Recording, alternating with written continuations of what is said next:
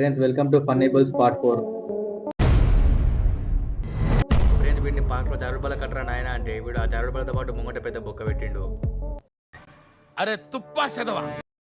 ఎవరైతే ఇందులో హ్యాపీగా జారుతారో వాళ్ళు డైరెక్ట్గా పాతాళానికి వెళ్ళిపోతారు.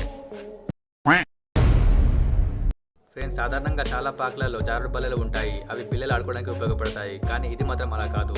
ఎవడైతే ఇందులో జారుతాడో వాడు డైరెక్ట్గా వాడి తమ్ముని పోగొట్టుకుంటాడు పర్మనెంట్గా.